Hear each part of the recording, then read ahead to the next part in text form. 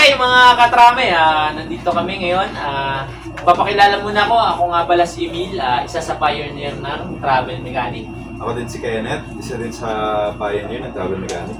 At ako naman si Glenson. Kakasali ko lang last week sa multimedia team ng Travel Mechanic. Ngayon, pagkukwentuhan namin at sasabihin sa inyo kung kailan nag-start si travel, tapos kung ano yung operation, tsaka yung kung ano yung kumbaga tunay na nangyayari sa travel mechanic, yung mga senaryo. Ngayon, ikaw Glenson, okay ka naman dito sa travel mechanic. Okay naman sir. Kasi ito lang ang hindi ko kasi alam yung mga work ko sa masyado dito na ginagawa. So, since first week ko pa lang dito sa Travel Mechanic. Ano ba yung sir? Ano ba yung dating system ng Travel Mechanic nung kayo, nung pa lang, nakasimula pa lang? Yun, nag-start kami 2021, noong 2021. Tatlo kami na, nag-start kami, tatlo. Isa na rin si Kenneth doon. Boss namin. Tapos yung isa yung boss namin. Yun, siguro way back August 17, kung di ako nagkakamali, doon nag-start si Travel Mechanic. Kinuha kami ng boss namin. Ngayon, nag-start kami, parang sa isang linggo, 3 clients, which is good na rin. Kumbaga, as employee, yung makikitain sa 3 clients na yun, which is goods na rin para sa nag-start. Kasi yung unlike iba na talagang as in wala pa, ganon. Kasi ang diskarte namin nun, sa mga group, sumali kami sa mga group then posting. Doon po kayo nag-advertise. Sa Mondero, sa group ng Fortuner, sa Strada. Yun. Kanya yun. Doon nag-start lahat. Bukod sa page na ginawa ng boss namin, pumasok muna kami doon. Then, Kailan kayo sir niyan? Kailan kahit paano nag-iba yung system? Nag-upgrade yung, dumami na kayo. I think itong 2025. Dito Last year lang. Nag-start 2021, di ba? The past 1 to 3 years, kasi almost 5 years na sa travel, hanggang 2024, nag-start kami noon, pinagpatuloy namin. Kami hindi patuloy. Pero siya pa rin yung nag-business. Pag nag-upgrade, na-focus na. Ang tanda ko pa nun, kailangan alas 5 nandun ka na sa bahay ni Bossing no? Kasi sobrang alas 6 pa lang, yung tipong bago magtanghali, nakadalawang kotse ng ginawan kami. yun. Ang habol kasi nun, lalo na kung madaming schedule. Kailangan full time unseen.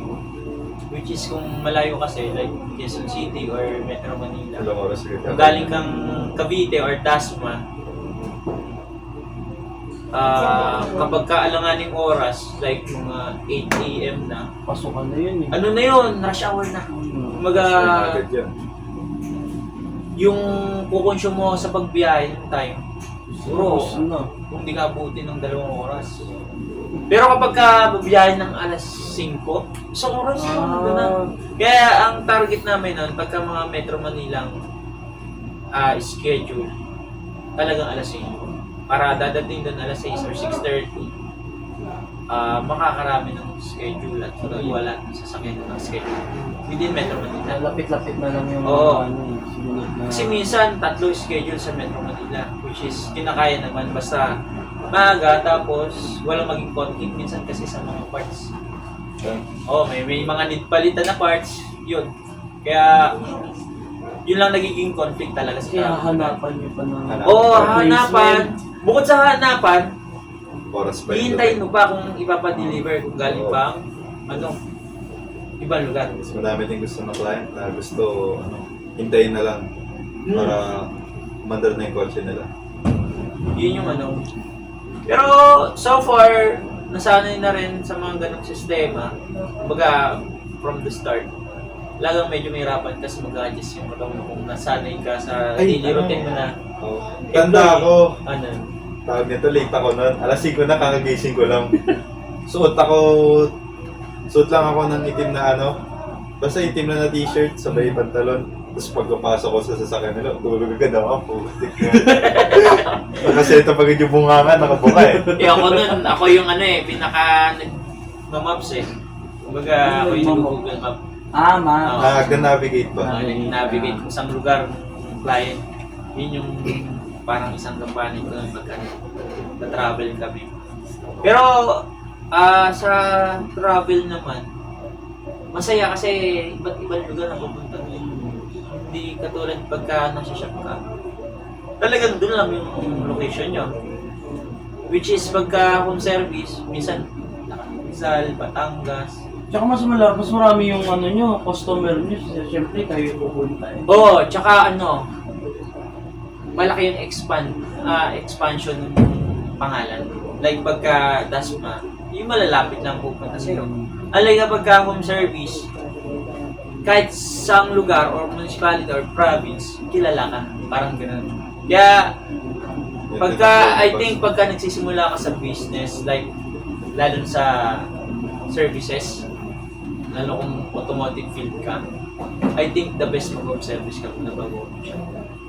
Kasi doon ka mas makikilala. Kasi yung, like for example, ang population dito sa Dasma is sabihin natin 2 million. Kung buong Calabarzon and Metro Manila area, ilan yung population doon? Mas marami. Kumbaga, mas makikilala ka ng mas mabilis pagka nag-i-start talaga sa business ka. Mas madaming porsyentong madaming mas magpapagwasa. Di tulad kung gumawa ka ng shop sa Dasma, ilang porsyento lang sa Dasma yung pupunta doon. Kung Calabarzon, ilang porsyento sa Calabarzon yung pupunta sa'yo o pupuntahan mo. Mas mataas yung convenient kasi sa client eh. Yun ang Yun. Sila na pupunta sa amin sige. Mas convenient kasi based sa experience namin, Lenson, kasi karamihan talaga ng clients namin busy sa work, tapos minsan galing night duty, tapos Kasagsagan pa nun yung pandemic talaga. Oo, yun talaga. Work at home pa yung Ginawa talaga yun ni boss para sa mga gusto magpagawa pero hindi makalabas. Walang time na Oo. Yun yung Kaya yung pandemic, mas nakilala sa travel mechanics kasi opportunity rin yun eh. kasi bawal lumabas mga tao ng pandemic. Lumabas. Sarado siya. Bukod bawal sa lumabas, Sarado pwede naman siya. lumabas. Ang problema, specific area ka lang. Kunyari, taga-Dasma ka, bawal ka lumabas sa province or city. Ganun. Kaya nung nag-start kami, Di ba, tawag nito kayo ni boss ay daw nakasama na. Hindi tumawid kayo ng bangka. isa rin yun. Ano yun? Ano yun? Mindoro. Tumawid Punta bangka. kami Mindoro, kasama yung isang helper namin. Kailan Tapos, yun, sir? kasama yung tito namin. Kailan yun, sir? Way back 2021. Oo, nagpunta din yan. Hindi ako nagkakamali, December 1, first week ng 2021, which is talagang mahigpit pa nun. Hindi yung sabihin mo, magbabayad ka lang. Hindi, may pipilapan ka pa sa app yun.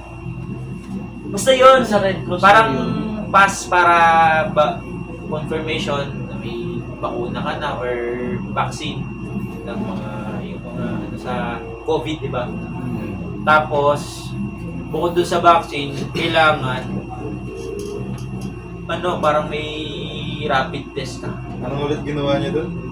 Dami, may D-Max, mayroong Dami din yun, L200, mayroong Everest. Everest. Hindi ako nagkakamali, 8. Walo, no?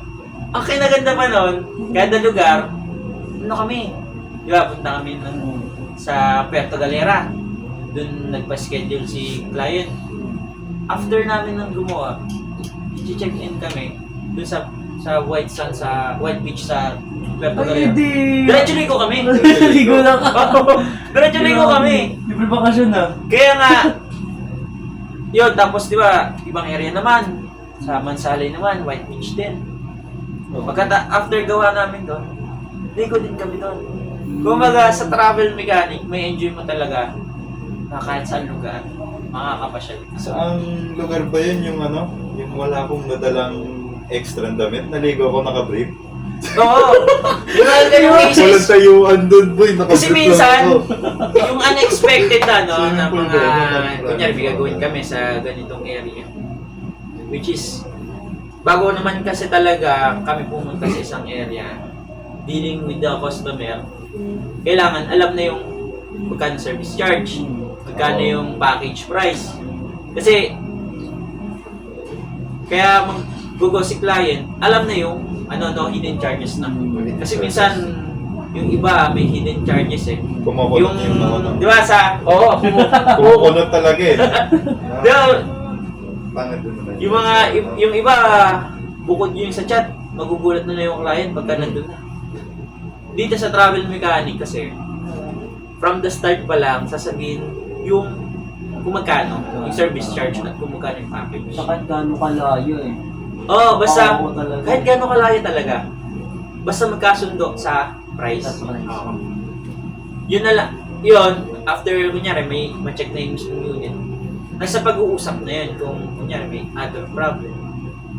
Wala namang problema kung hindi niya papagawa. At least, na-assess yung sasakyan, masabi sa kanya yung other issue, makapag-prepare si client ng budget sa susunod. Sa travel. Kaya, pinaka in-offer mo nagawa ko sa inyo. Kaya yung mga ngayon, yung mga mechanic, yung late mechanic ngayon, travel mechanic, enjoy naman sila kasi nakakapasyal sila. Tapos yun, kasi dito sa travel mechanic, no work, no pay ka. Pero araw-araw naman may trabaho. Kumbaga, hindi mawawalan. Siyempre, hindi naman worth it kung gabi na. Lalo na sa travel mechanic, kumbaga, hindi mo malalaman kung anong oras kayo uwi. Kasi unlike dito, pwede pagka walk-in si client, kung malapit lang si client din, kahit bukas niya na lang balikan yung sasakyan. Unlike kapag home service, ang nagiging conflict kasi, the service charge, sabihin natin like 1.5, gas and toll gate, tapos pagkain, sabihin natin gano'n. Kung kinabukasan, babalikan ulit, additional service charge, which is, hindi na napag-usapan yun sa mismong. Doon na magkukot mo. Oo. Doon na magkukot. Kaya minsan, doon na magkakaroon ng conflict sa oras kung kailan kung hanggang kailan gagawin yung sasakyan. Yan, minsan alas 10, alas 9. Doon nagiging Tsaka kailangan feasible yung pagka-canvas ng time kung gaano ba katagal to. Yun. Kailangan masabihan agad yung client. Alay kapag yun, mga na-encounter na namin na gawin or madalas na ginagawa namin, kumbaga, alam na namin kung hanggang kailan gagawin yung sasakyan. Kapag ibang unit na hindi pa namin masyadong na-encounter, hindi namin masyadong tansya yung oras. Like, for example, troubleshooting. Hindi mo alam kung hanggang kailan mo gagawin yung sasakyan kasi pag di mo na troubleshoot, talagang hindi kayo alis kasi Estimated na ilan yung problema eh. like, sabihin natin may service fee, pero ang mo din yung time consume talaga. Ay, tapos yung tanda mo yung CRV Gen 1 na gusto niya ipaayos yung sliding clutch niya na sinabi namin ni kasama namin si Kibler na yung isang same vehicle na yun, binaklas nila yung clutch, pati yung 3 days. Tapos nang nalaman yun ni client, kumunot agad noon niya. Una, hindi siya sure kung bakit yun agad yung problema. Ang parang pinaka final point na maniniwala siya kung ma-scan, ang problema ka, hindi yun na-i-scan. Ang parang sinasabi namin, orally, sinasabi namin na clutch na ho talaga yan. Ang problema, si client, ayaw maniwala sa amin. Kasi, as a client siguro, kahit ako medyo magtataka kasi 3 days after, kumaga 3 days before, napagawa na, di ba? Hindi. Ano bang... Bagong client yun. Tapos in-explain namin na babaklasin namin yung clutch. nang napaklas namin yung clutch ng ibang customer na same vehicle. 3 Okay. days. 3 days gagawin. Oo. Which is, Ang problema pa nito, gusto niya ipagawa yun para yun eh, bago mag-undas, pupunta daw siya sa probinsya. masyadong nila. nararush naman. Sobrang rush. Which is, hindi naman pwede yung rush. Oo. Kasi, okay, sabihin natin rush yung trabaho. Rush din yung gagawin. May possibility na pumalpak yung trabaho. Hindi perfect. Which is, sa mechanic, ang bagsak pa rin. Oo. Ako consider as back job yun. Kasi, rush eh. Kaya kapag pagka naggumagawa sa mga clients, Hindi talaga. Oo, sa mga- Kasi hindi naman kami gagamit yun kayo eh. pwede kung kasi lalo na kung may mga papalitan parts, yun talaga minsan nagiging conflict eh. Alay kapag maintenance at existing na yung parts or may dala na si client, mabilis. Doon talaga nagkakaroon ng conflict. Unlike kapag wala pa, hindi mo pa alam kung ano yung papalitan. Kasi yung ibang parts ng sasakyan, kung hindi mo pa siya babaklasin, hindi mo malalaman kung Pwede palitin pa. na talaga Oo, yung part na yun, palitin na. specific part na yun. Yan yung mga na-encounter namin sa travel mechanic. May may masaya na part na pangyayari tapos Bakasyon paminsan-minsan. may time na ang sobrang stressful. Pero normal naman kasi ganun talaga eh. Trabaho yun eh. Trabaho, di mo masasabi. Minsan maluan, minsan may hirap. Pero ang mahalaga, nagagawa ng maayos yung sasakyan ng client. Ito yung ito yung na-curious ako. Kasi minsan, di ba sira na yung part? What if si mechanic yung nakasira? Yun, may mga ganong cases. Maraming cases na rin before. Marami. Lalo na kung Tatawa si Kenneth. Traumatic na. nangyari na So, meron na ba kayo? Meron na siguro. Kasi may mga ganong cases. Hindi naman natin tatago yun eh. Hindi naman lahat ng mechanic at sinong mechanic nagkakamali. Nagkakaroon ng mintis. Kumbaga, learn from our mistakes talaga eh. Kumbaga, doon tayo mas matututo as a mechanic. Or talagang kailangan, pagka nagkamali tayo, hindi na maulit yun. Alam na natin yung gagawin sa susunod. Mahirap naman yung paulit-ulit. Talagang wala kang improvement doon. As a mechanic, kailangan continuous yung learning. Yun yung masasabi ko. Kasi parang mga cellphone, di ba parang buwan-buwan may lumalabas na bagong unit ng cellphone. Tsaka update. Sa sasakyan, ganun din. Lalo na ngayon, mga e-vehicle na ngayon. Mga hybrid. Papunta na doon. Oo. Halos siguro, ma-estimate natin, nasa 20 or 30% na yung makikita natin mga hybrid and electric vehicle. Baga, utay-utay na nag-transform doon. Which is, as a mechanic, kailangan Maalam ka na rin sa electric vehicle. utay-utay din malalaman mo kung pag-aralan yung mga ganun. Ano ba yung pinaka-memorable na nasira na? Pinaka-memorable. Siguro Sa'yo, Ken. Kasi matagal ka na rin sa trabaho mechanic eh. Munti ka na maging horrible. Okay. Hindi ako kasama nun pero alam ko yung kwento. 1GD yung bago, di ba? Fortuner, yun no? 2GD yun, 2GD. At Fortuner 2GD. Ano yun eh, in-EGR cleaning yun. May bago sumama na itatago na lang natin sa pangalan. Yung pinsan ng dati ni kasama ni boss. Dinala dito, galing nito. Okay. Ngayon, di ba, maglilinis na ng pyesa, nag-intake Okay. cleaning. Natanda ko na yan. Sige, Natanda mo na. explain mo na. Ngayon, di ba, throttle body, nilinisan, EGR, yung sensor, pati yung motor, yung cover. Ang malapit na ito, nang nilinisan niya, nalublob sa timba. Yung buong Yung buong EGR, Yung buong assembly, nilublob. Ngayon, hindi natin masasabi kung ilang minuto nilublob. Hindi ba yung sensor nun bawal mabasa? Bawal. Pero nilublob. Galing. Nilublob.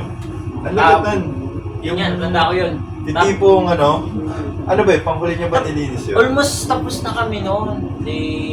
Maaga pa lang, parang mga siguro like, Ano sa mga doon, sir? kasama ko, siya. tanda ko, Ako lang hindi nakasama na.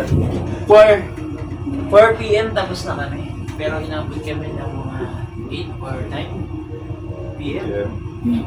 Parang nag-exceed ng 5 hours. Kasi, di ba, okay na, nag-start na, engine. Nung i-road test namin or i-drive test namin, sa subdivision lang, inikot lang. Aba, lumabas ngayon yung check engine. Talagang kinabahan kami. Kasi, so far, Okay lahat eh. okay naman eh. Yung pagkakabit eh. Procedure ng pagkabit, walang problema eh. Di binalik namin sa bahay ng client. Scan namin. May scan. Check. Mas na yung ano. Siya. I-double check kami ng mga ginawa. Kasi gano'n naman talaga eh. Double check. Okay naman wiring. Kasi yung EGR ng 2GT, electronic na yun. May mga EGR na vacuum type. Yun kasi fully electronic na. E di yun nga, lumabas, EGR. Check namin yung linya. Baka kasi may mga sa mga tubo or tube, may mga singaw, or may mga loose connection sa mga socket, wires. Yun yung mga nagiging minsan conflict eh. Pero, sabi ko sa iyo eh, talagang halos maiyak-iyak kami dahil tinanbas namin. 26,000. 26,000? Tapos ang malupit pa neto, siya naglilinis, ayaw niya umamit. Yun, isa pa rin yun. Kung Ah, hindi pa walang titignan, kung hindi pa ititignan ni boss yung pinaka-circuit ng EGR, hindi malalaman na siya may kasi natanggi siya eh. Hindi Wala daw. responsibility sa Oo, hindi niya inaano na may mali sa pagkakagawa niya. Ako nag-check nun kin eh. Tinanggal yung EGR. Dami baklasin eh. Hindi siya yung sabi mong dalawang tornilyo, tanggal na. Ang dami mong tatanggalin. Almost halos lahat tatanggalin ulit. Kaya, alagang nag-exceed ng 5 hours dun sa alas 4 ng hapon. Umabot kami ng alas 9 ng gabi. Para ma-repair lang yung pinaka-part mo yun. Oo, hindi Paano? pinulout namin, tinanggal namin yung EGR. Tinanggal yung disassemble ko yung yung electronic part. Kasi yun parang may motor yun. Tapos may circuit board. Yun yung pinulout ko. After ma-pull out, kita ko basang-basahan. Lunod si boy. Although may seal siya, pumasok pa rin. Pre, binabad. Ba't eh? Hindi naman sabihin natin 100% ma-re-resist niya yung yung water eh. Eh kung ibig sabihin nababad talaga. Hindi yung sabihin mong nabasa lang, talagang nababad sa tubig. Eh, 50-50 na yung isipan namin nun eh. Kumbaga, kabado na kami.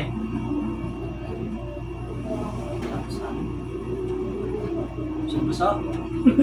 Yung motor, basa-basa. Yung masaklang pa nito, spring na puno. Nang may carbon brush kasi yon, which is yung carbon na yun, yung parang pinaka-contact ng electricity para umikot yung motor. Ngayon, yung spring ng carbon brush, nagato kasi kinalawang. And lit nung spring, kaya within the day, kumbaga, nabaklas na, umaga pa lang. Kumbaga, maghapon nababad yung spring sa kalawang, sa tubig. Umulot na yun. Pumutol na agad yung spring. Hindi. Ano gago? Ano tawag nito? Spring ng ball pen. Yung nilagay namin. Talaga. Para okay na okay yung spring. Kasi kung yung spring na, wala na. Lit lang kasi ng spring eh. Yung, alam mo yung mga spring nga ng ballpen, ganun lang kalaki. Hindi yung So, ginawa niyo na lang talaga yung Oo. Remedy. Pero yung pangmatagalan din. Yun lang naman kasi naging problema yung spring eh. Naputol yung spring, hindi na mag-contact yung carbon brush. Kaya di na umikot yung motor ng EGR. Tapos yung basang motor din. Actuator yun eh. Para paggalawin yung motor. Ngayon, yung circuit na yun, may mga parang contact doon. Umiikot. Ngayon, kung di umikot yung motor, masisense ka agad ng circuit na walang command si motor. Yun ang naging problem niya, kaya nag-check engine. Nag-check engine lagi. Muntikan na kami doon, gumastos ng 26,000. Pero, from that, natuto na ang lahat. Kumbaga, as a pioneer, sa mga susunod na magiging junior mechanic namin, tinuturo nun namin kung ano yung mga diskarte para hindi magkamali. Kaya, from the start, 2021, malaking improvement in travel mechanic. Like, unlike dati, hindi pa ganun knowledgeable enough sa ganung industry. Kasi, start pa lang eh. Like ngayon, talagang knowledgeable enough na yung mga, lalo kami mga pioneer, mga junior mechanic talagang tinitrain namin bago sila bitawan or gumawa ng sarili. Talagang tinitrain. Yun yung ano, masasabi kong improvement ng travel mechanic pagdating sa mga. At isa pa, much better kapag ka mechanic din. Bukod sa nakapag-aral ka. Kasi may mga nakapag-aral ng automotive pero hindi talaga hilig eh. May mga ganong instances eh. Given na yung ano, hilig mo, much better nakapag-aral ka pa rin kasi ano eh, alam mo yung function fundamentals. Napaka-importante din nun pagka mag-troubleshoot ng sasakyan. Kung true experience ka, kaya naman. Ang problema kasi, matagal. Kaya naman, pero matagal. Pero kung pagsamahin yung knowledge and experience, The best talaga. Mas madali ang improvement pagdating sa skills. tsaka yung ano rin, pag-own up dun sa mistake. Kasi yung responsibility mo as a mechanic eh. Tapos may problema na mali mo, tapos hindi mo pa Kasi sinabi yun nga, di ba? Katulad nun, magkano lang EGR cleaning, sabihin like for example 4,000 or 4,500. Tapos yung nasisira mo yung part ng EGR, 26,000. Magkano na, di ba? Lugi na. Ang masakla pa nito, ang maya pa nito, siyempre, as a team kayo, hati-hati kayo. Eh kung yung isa nagkamali, damay na lahat. Kaya as a team, talagang dapat teamwork. Kung di mo alam, di masyadong kabisado, tanong ka sa pioneer o mas matagal sa'yo. Ganun ang diskarte pagka teamwork. Tsaka dala-dala niyo yung pangalan ng trami. Oo. Di nasira pa yung... Oo, yung pangalan, di ba? Trami. Yun yung pinangangalagaan namin. Tapos pag kami mga back job, may mga back job kasi na di mo masasabing 100%. Kami ang may katuruan. Which is kami na yung last touch. Pero, like for example, yung unit ng client is talagang ano na, medyo matanda na. Which is sa EGR cleaning, like kinandak namin doon, may mga nadadami kasi na parts na talagang gato na. Na hindi natin masasabing kami, kumbaga 100%, kami yung may katutuan. Pero ang ginagawa namin, from the start pa lang, sinasabi na namin sa client na, Spoiler na binibigay. oo, pwedeng masira po Best ito. example yung mga PCP pad sa mga Oo, gasoline yung mga engine. ganun, mga hose. Yan, mga nagagato. Basta mga goma or mga plastics. Plastic goma, madaling masira. Lalo na pag kami Ang pinaka-epic din yun nun eh. Nonchalant kang tinatanggal oh. Bang! Titignan mo. Titignan mo. magkakatitigan na lang kayo. Gagano mo.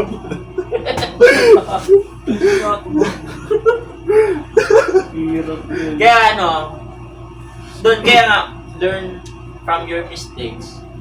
Kamali ka, hindi mo inaasahan masira to or something na nagkamali ka sa ganung bagay o sa paggagawa ng sasakyan. Natuto ka na doon. Ngayon, sa next na gagawin, alam mo na, orient mo muna sa client. Or itong part na to, dapat bang galawin or baka mas masira pa? Huwag mo nang galawin. Kasi mahirap naman sa part ng client kung wala silang budget tapos nasira yun. Di ba hindi na... Mas hindi magagamit yung sasakyan.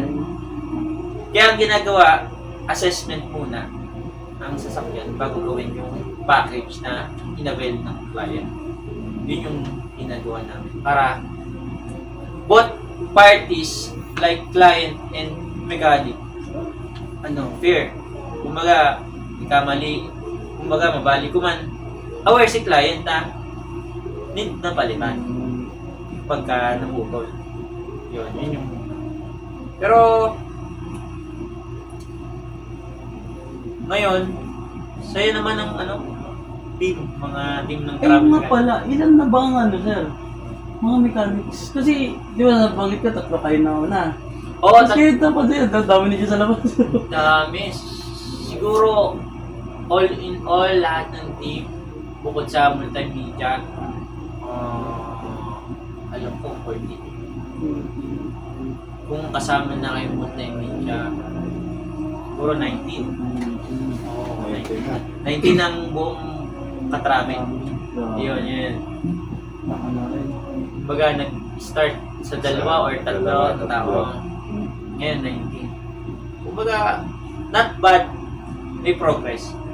Which is, hindi naman masasabing lahat naman may kanya-kanyang journey. Yung isa medyo mabagal, yung isa medyo mabilis yung pag-unlad.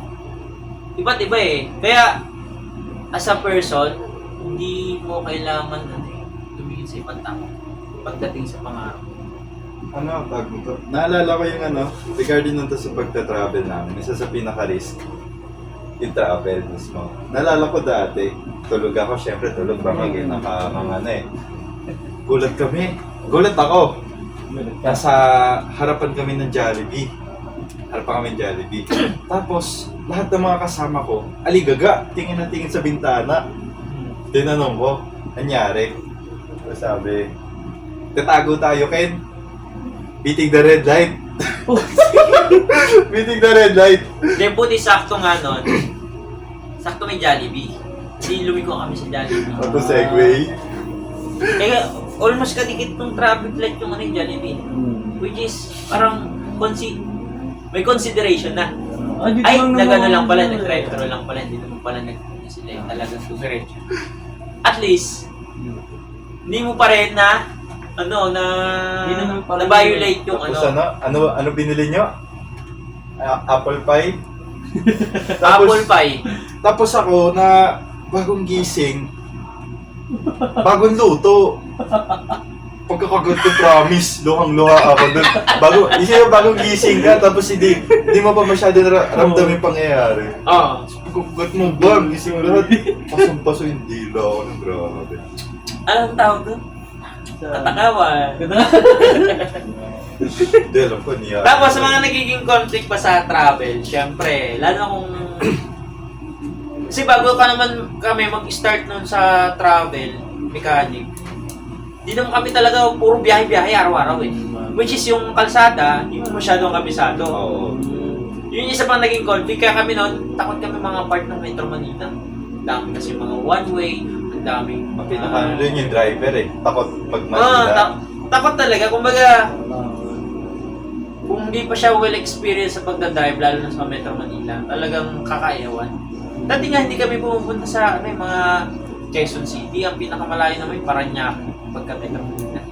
Palabas pa lang. Kasi pagdating ng Quezon City at mga Manila, dami ng mga kalsada doon, mga lusutan, mga one-way. Iba't iba eh, kumbaga. Tapos, wala ka pa talagang tiwala sa Google Maps. Oo, minsan kasi si Google Maps, pinapatawid ka kahit one-way pala doon. Na minsan, meron pa nga na nasa Google Maps. Putik. Hindi, pumasok kami. Pagpabangin. Ginagawa ko pala yung tulay. Ginagawa ko pala yung tulay.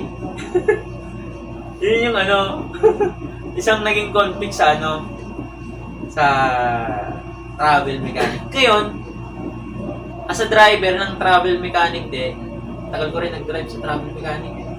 As of na, nag-drive pa rin ako eh. Kapag ka medyo kabisado ako na kalsada, kahit di ka na mag-waste. Lalo na kung mga parting Cavite at Laguna, medyo kabisado na namin talaga eh. Like pagka Manila, yung mga exit point tapos yung mga main roads, kabisado na namin yon. Ang isi-search na lang namin doon, Papasok. like, yung mga looban, like subdivision, yun yung mga ganon. Pero pagka mga main roads, kabisado na namin kahit saan kami mag-exit. Kunyari, punta kami Caloocan, saan kami mag-exit. Minsan, na kami sa Balintawak. Tapos may pagka-exit ng Balintawak, may ano pa doon, may intersection pa. Na mag-exit ka doon. Na pwedeng sa Valenzuela daan mo, pwedeng Caloocan, pwedeng Bulacan, gano'n. May muntikan na din ako ano eh. Nasa, ano ba yan? Parang boundary ng NLEX, pati SLEX. Anong lugar yan? NLEX, SLEX. Oo, yung Hindi yun na nga Balintawak. Ay, sa Balina. Meron nung may ginawa kami, yung parang border lang ng SLEX. Tapos, kami nila yun. Ngayon ano, driver na. Ngayon, kinakabahan ako sa Google Maps kung tama ba yun.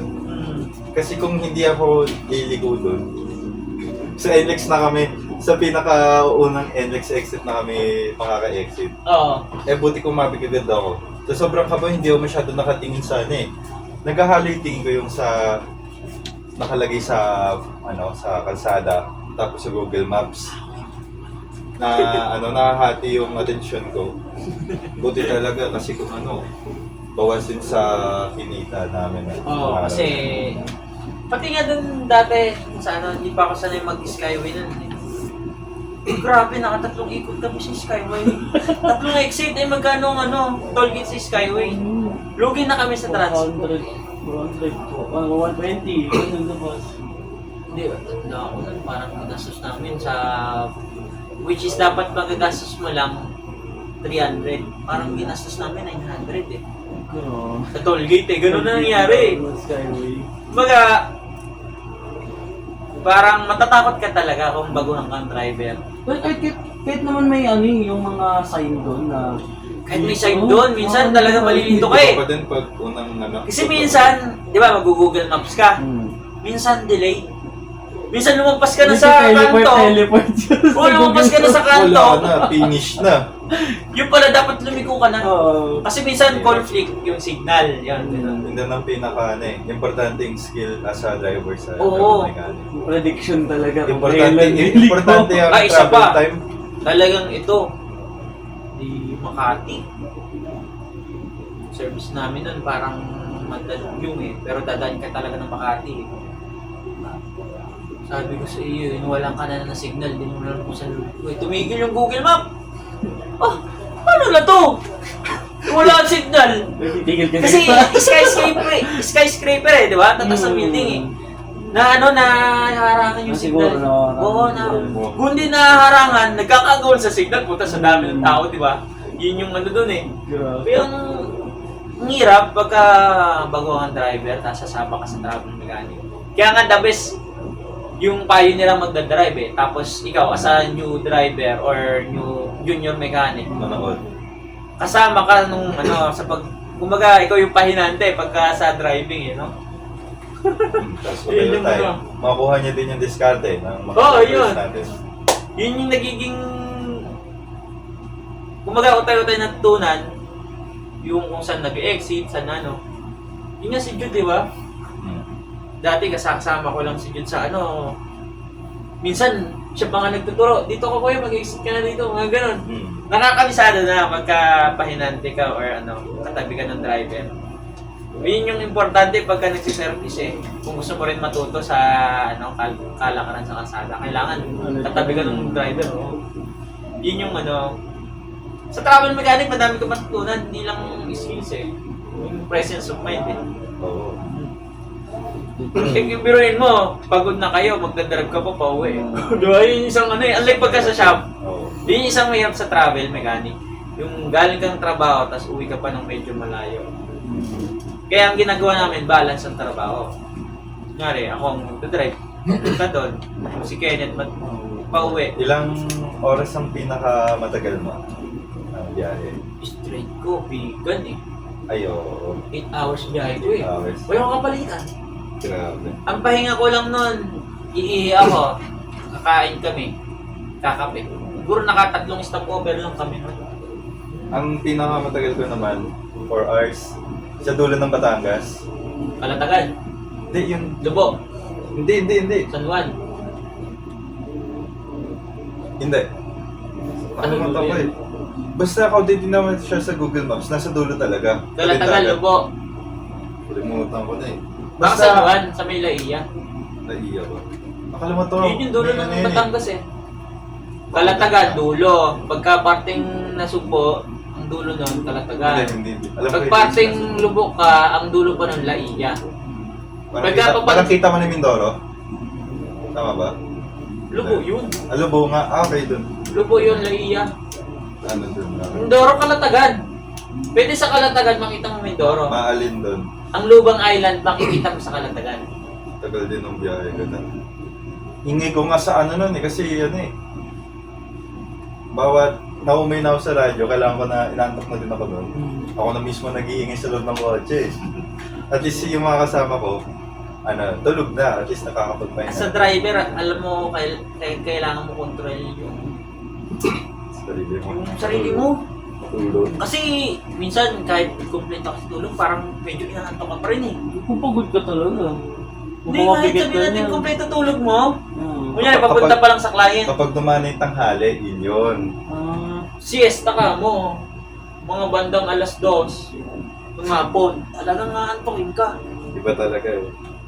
Kasi parang ano na yun eh. Oras de peligro na ng pagtulog yun eh. Ng mga sa hapon. Alas 2. Sarap ba? Ay, sabihin ko nga sa iyo na dati ilang beses ko na-encounter yan, 3. Yung una sa papuntang MCX. Nakatulog ako ng 3, hindi ako nagkakamali, 2 to 3 seconds. Nagdadrive ako sa SLEX. Yun nga, doon nga, yun. Sobrang pagod naman talaga yun. Kaya talagang, sabi lang yun, tulog.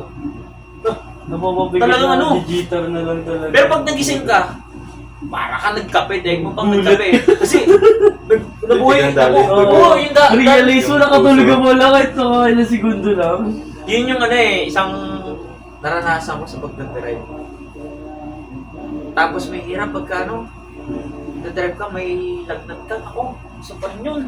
Tapos kaya. Ang hirap. Talagang wala kang, yung presence of mind mo, mawawala talaga. Ang weird nga lang doon, hindi ako nasusuka pag driver ako. Tapos may lagnat ka. Ba-feeling. Yun nga, isa pa rin yun. Tapos yung naghalo yung lamig at init. Diba? Pero, yan, matanong naman kita kayo. Sa pioneer din ng travel mechanic. Ikaw, isa ka rin sa pioneer ng travel mechanic. Ano yung isang natutunan mo? Hindi lang sa skills kumbaga sa buong pagkatao mo. Sa lahat. Ano yung nag-improve sa'yo? Yung nag-improve Ang pinaka nagustuhan kong i-share din. Is yung mas naging matured ako sa pera. Halos syempre, maliban man sa pagkagawa ng kotse, naikot din yung pera.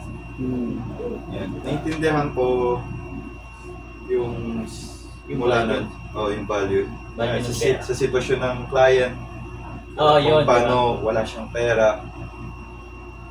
Ngayon, mas na ano ko yung value ng pera. Paano talaga makapag-usap, makisama sa bawat iba't ibang tao. Yun yung isang. Kasi importante din yun eh. Oo, kasi lalo na ngayon talagang pagka wala kang pera or hindi ka mahal mag-manage ng pera, talagang Mayroon. kung mag-asawa kayo, yun yung pag-aawayan nyo eh. Kasi, Unang problema. isang unang problema talaga yun eh. Oo. Siyempre may binubuhay kayong anak, ganun talaga pagka Kaya, kumbaga,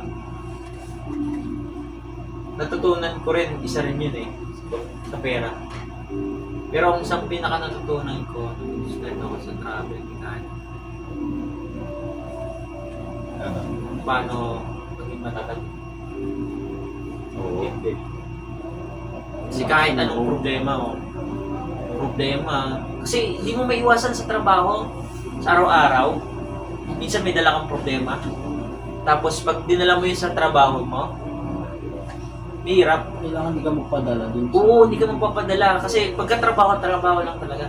Kasi minsan, Pwede lang yan. masisira mo sa sasakyan eh. Pag inita mo yung sakit, yung ganun mo. Yun yung isa kong yung talagang sabihin natin natutunan ko na ang tawag doon, ano eh, yung control ng emotion. Yun yung isang pinakamahirap na kahit sino naman, di ba, pag may problema ka, parang wala kang gana, matulala ka lang. Kasi kailangan mo pa gawin yun. Kailangan mo Oo, di ba, nakaschedule na yun. Tapos, kumbaga, kung pwedeng di mo puntahan si client niya, nagsabi ka na eh. promise ka na sa ganitong date at oras. Kaya yun yung isa ko natutunan kung paano makontrol yung emotion. Bukod sa pera, emotion, kailangan natin control. Discipline. Sa pag-disiplina sa oras. Kasi minsan ano eh, dito, pagod ka na, di ba? Minsan overtime. Kailangan pa rin gumising pa. Kasi kung may pangarap ka, ganun talaga gagawin mo eh. Hindi lang. Pagka tinulog naman, mawawala na may sakit ang katawan eh. Pero minsan pagkagising mo, sakit pa rin ang katawan. Pero yun... Ayaw na tumayo eh. Ayaw na tumayo eh. Pero ganun talaga ang buhay eh. Mas mahirap naman sa huli ka pa magsikap kung mahina ang katawan mo, di ba? Oo. At least kung paano, bata pa tayo, maaga man tayo magkaroon ng financial freedom. Like sabihin natin 30 or 35. Hindi ka na ganun ka manpower na mag-aano sa trabaho. Unlike kapag ka 60 years old, isang kahit isang buka ka pa rin, mahirap naman yung ganun. Di mo na-enjoy ang buhay. Kaya yun din yung isa ko natutunan sa travel mechanic. Kailangan Sa business. self-discipline. Sa lahat ng larangan, self-discipline. Paggastos mo ng pera, manage mo sa oras. Tapos sa emotion mo, minsan, kahit galit ka, kailangan mong pigilan. Kasi hindi na lahat sa pagkakataon, titignan mo din yung situation eh. Kung gagawin mo yan, makapagsabi ka ng salita ng ganito sa tao, mahirap din yung ganun. Doon ako saludo kay boss. Kahit, Dami ng galit na galit. Wala yung problema, galit na galit na. Oo. Di pa rin na out of focus. Yun yung Kaya ka pa rin niya kausapin ng ng formal. formal. Walang Yung ibang emosyon. professionalism. Yun, Professionalism. professionalism, Yun yung ang saludo kay boss. Kasi lahat naman kasi nagkakaroon ng problema sa buhay. Siguro may mga instances lang na siya may problema tapos nakapagsabi din siya sa'yo ng ganito masama.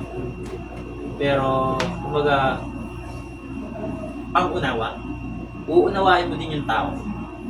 Hindi lang ikaw yung nagkakaroon ng problema sa buhay. Oo. Yun yung lagi mong iisipin. Minsan, isipin mo na lang, baka nakapagsabi lang ako masama sa akin dahil may problema siya. Kasi ako minsan, kapag may problema ako, nakapagsalita din ako. Parang ganon, iisipin mo yung sarili mo sa sitwasyon niya. Kung baga, baka ganito lang yung nangyari sa kanya. Kaya ganito siya sa akin. Yun yung nakakatuwa na matututunan mo sa travel mechanic. Kasi sa client, ganun ang mangyayari. Oo. Di mo pwedeng may problema ka sa bahay, sabihin mo sa client, halos murahin mo na, di ba, yung client. Hindi naman ganun. Kailangan, bahala mo mag-control yung emotion. O kaya bad trip ka talaga. Papahita mo sa customer, bad trip ka. Abay, ano yan? Yung nakangiti, kakausapin ka. Mahirap naman yun. Ang hirap naman nun. Ang yun na mahirap dun. Yung mga papang-asar yun. Kaya all in all, okay naman na naging parte kami ng travel mechanic. Kumbaga, marami kami natutunan sa travel mechanic. Simula nung pandemic hanggang ngayon, talagang kasi ang other businesses nag-fail na agad eh, ng ilang months pa lang. Minsan, 3 months lang, fail na agad. Which is, si travel, almost 5 years na. Nalampasan nyo yung parang crisis times eh, ng businesses eh. Kasi, ang pagkakaalam ko, 6-12 months, nararamdaman nyo eh. Workout. laking Burnout, Efficiency. efficiency. laking pasasalamat ko din kay Basti tayo binitawan. No? Oo, So, yun din ano, isang masasama. ano, travel mechanic. Dami ko rin natutunan sa kanya. Kung dami mali. Tayo Kung mali. dami backjump. Ay! Nakailan na ba? Secret. Pero yun nga, ano tayo? Yung na ano nga rin sa kanila, di ba yung sa gas na rin, medyo mataas na rin siya. Yun. Kasi ano eh, ay sa may ano pala, sa may EV, sa mga electric vehicle. Kasi, di ba dito nga lang sa may padas ko sa ano, sa may Walter Dasma rin. Kasi di ba mayroon ng ano dyan? Station. Anong brand yun? BYD. BYD. May station na dyan? Meron na sir. Kaya nga ano eh, napansin ko. Ang dami na rin nakikita mga BYD, tapos may Tesla na nga sa palikaran. Yun nga, sa mga electric vehicle, talagang masasabi mo ngayon, lalo mahal ang auto at gas. Alam mo, sabi mo worth it yung pagkakabili din sa sasakyan, kung lalo kung owner ako ng e-vehicle. Talagang masasabi ko worth it. Kahit pa paano hybrid eh. Kahit pa paano pwede na Kahit rin hybrid, eh. di ba? Kasi yung sa pag-aayos or... Ang iniisip ko nga yun, yun sa rin yun. Ngayon, siguro, di pa masyadong lumalabas yung mga sakit or mga issue ng mga e-vehicle. Ang magiging problem lang dyan kapag lumabas na yung mga ganun mga issue. Lalo kung kakunti pa lang technician, binad mo bilang sa daliri ng kamay ng technician ng e-vehicle, mahihirapan na gawin. Tsaka ang isang nakita ko, yung pinakamahal na part ng sasakyan ng EV, yung mismong battery. Battery nga. Yun yung pinakamahal. Parang yung motor, mura pa nga ata yung motor eh. Parang mas mahal pa yung Pinakamahal. mismong battery. Kasi Yung ano? yung pinagawa namin ni Kenneth nung nakaraang Sa buwan. Nissan, no? Oo, Nissan. Magkano yung headlight yung isang sa kaliwa? Headlight. Headlight ng EV? Oo, mahal. Mahigit 100, no? Grabe. 6 digits. Isa lang yun, left lang yun. Oo. Eh, dalawa. Parang 120 yata yun. Hindi ba pwede gumamit ng third party? Hindi. Pag EV? Bago eh. Tsaka, Dahil pagka EV, wala wala pa. pang replacement parts. Wala pang Aftermarket, okay. wala pang mga aftermarket parts niyan. Kasi existing pa lang sabihin natin ng BYD dito sa Pilipinas 2 years or 3 years. Sa mga aftermarket wala pa talaga. tsaka yung ano, yung isang nakabalandrang battery doon. Yun nga yung nabaha. Naba, 500,000. Ah, grabe. Nasira yung kanyang battery pack kasi nag-shorted eh. Nag-grounded siya kasi hindi mo naman may hihiwalay yung ibang connection. tubig conductor din. Yun yung naging problem. Grabe yun. Yun ang pinaka, Di lang siya basta nabasa, talagang nababad kasi. yun ang pinakamahirap ng may EV Yun yung ngayon. isang worsen scenario Lalo ng Pilipinas pa sa na EV. Di, pero depende naman sa lugar eh. Depende sa lugar. Kasi di ba sa atin sa Dasma dito? Wala, hindi Halos, pa hindi halos wala ditong bahay. Sa mga palubos Magkabahaman lang. sa mga tulay or mga ilog, pero saglit lang yon. Pagka talaga tumigil yung ulan, bababa na rin yung level. Unlike kapag ka Manila, parang naging stagnant yung water doon sa pinakamababang part. Like sabihin natin Marikina or something na mababang part ng ano. Sabihin natin Pasay doon. Talagang babahan. Matagalang ba doon? Linggo ang Bumuba. Kaya yun yung disadvantage sa mga electric vehicle. Ang maintenance, ang parts. Oo. Kasi yung sa may availability ng charging ports, yung mga charging station, meron na rin. Meron na rin. Nakita ko eh. Dangari meron eh. Oh, Kumbaga, paano eh?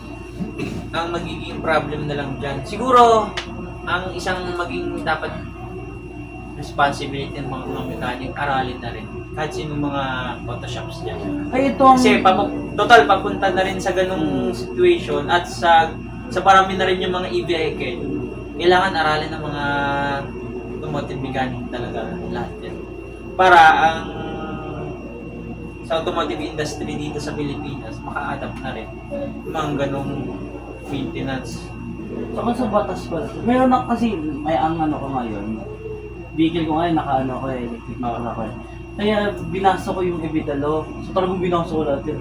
Na may nabasa ako doon na na sa mga workstation, kaya sa office, kaya nag-work sa school, required ang school na mag-offer ng saksakan ng chargeran sa mga electric vehicle. Like, required talaga na sa batas na talaga. Oh, tsaka di ba, Nakita ko yun. tsaka di ba, pagka e-vehicle ka, kahit coding yung mismong plaka mo, hindi ka consider coding kasi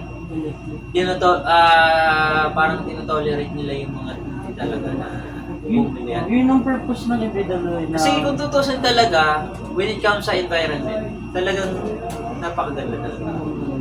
Kasi wala nang pollution na nangyayari. Kung ang pollution na lang siguro yung mga disposal ng mga parts nun. Pero yung sabihin mong air pollution, wala nang magiging. Paano ba mas malaki yung... Oo. Kumbaga sa Mother Earth, malaki matutulong. Kaya yun din na ano ng government. Yun yung purpose ng Bukod sa makatipid ka ng gas. Kasi kung tutusin, non-renewable lang gas.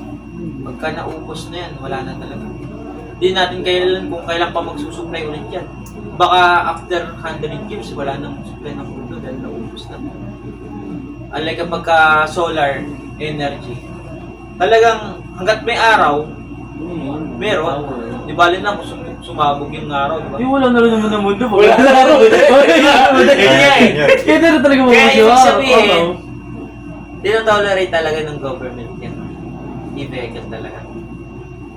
Malaking tulong din sa atin. Mahirap palang i-adapt kasi ang iniisip ng ibang tao dyan, yung maintenance, tapos yung parts. Which is, utay-utay din man na-adapt na, or madami na rin na naging existing na sasakyan. I think, may mga auto-supply na rin ng mga ganyang sasakyan, ng mga parts. Napansin ko nga rin sa mga, loob ng, yung mga parts ng mga EV, mas unti kaysa sa Oo, electric motor lang. electric motor, battery. Sa electric motor may Braking system. may stator, may armature, diba? Mga ganun. Kumbaga, Mas madali. Mas onti lang pala. mas madali siya i-maintenance. Pero tingin ko pagka nasira yung mismong motor, hindi na siya repairable. Replace Parang more on replacement na. Kasi kung replace na talaga. Pero kung sa gagastusin, I think tingin ko Since wala pa kasi talagang aftermarket, cheap eh. kaya mahal pa rin parts niya. Kasi wala pang aftermarket. Kapag ka nagkaroon ng aftermarket yan, dami. Pero so far parang wala pa namang problema no? Saan? Sa mga EV, wala pa nakikita trending na problem. Oo. Sa Kahit mga hybrid lang. Sa Mga sa hybrid. BYD wala okay. Sa BYD wala pa akong nakikita kahit sa Tesla. Pero may mga ilan na ako nakikita sa YouTube sa Tesla. Parang sa motor. Pero isa rin dito. Baka mga first model nila yun. At saka paggamit na rin First model, pagka mga first model matagal na. Kasi ang Tesla, alam ko, nag-start yan 2006 eh. Pero may mga struggle si Tesla eh. Late lang yan, late Bloomer. 2010 talaga nakilala yan eh. 2018 ata yung First owner dito sa Cybertruck ba yun? Oo, Cybertruck. Yun. Tagal na rin eh. Kumbaga, yun yung mga na-encounter namin sa travel mechanic na dami rin natutunan ngayon, katulad nun. Kung paano makapag-usap sa client, kung paano malaman kung ano yung trends na kung kailangan i-adapt namin para pagdating sa mga skills. Kailangan i-adapt namin yun eh. Hindi naman po pwedeng mapagulihan kami kasi yun yung responsibility namin as automotive technician. Kailangan alam mo yung mga paparating. Hindi lang kung ano yung natutunan mo nung una, hindi mo naaaralan yung susunod. Kailangan continuous pa rin yung learning natin. Ikaw, son, yung mga katanungan ka pang total dito ka sa travel mechanic. Nalaman mo na yung yung mga paano nag-operate Kasi hindi ako masyado pa may experience sa lagyan sa konti. Siguro alam ko lang konti, ganyan. Pero hindi ko pa na-experience masyado. yun. Kaya ayun, meron akong matatanong at paano. Pero na ngayon, okay na nga sa naman. Kaya, yun. Ikaw, Nep. Okay na, di ba? Ayun, so far, okay naman. Gutom ka na ba, Nep? Paano guys? Kami tapos na sa aming first episode ng podcast dito sa Travel Mechanic TV. Ating Trame Talks. Marami pa. Kaya sa susunod, panoorin nyo ulit. Ang pag-uusapan naman natin, i-post na lang natin kung ano yung next time. Abangan. Salamat! Bye-bye!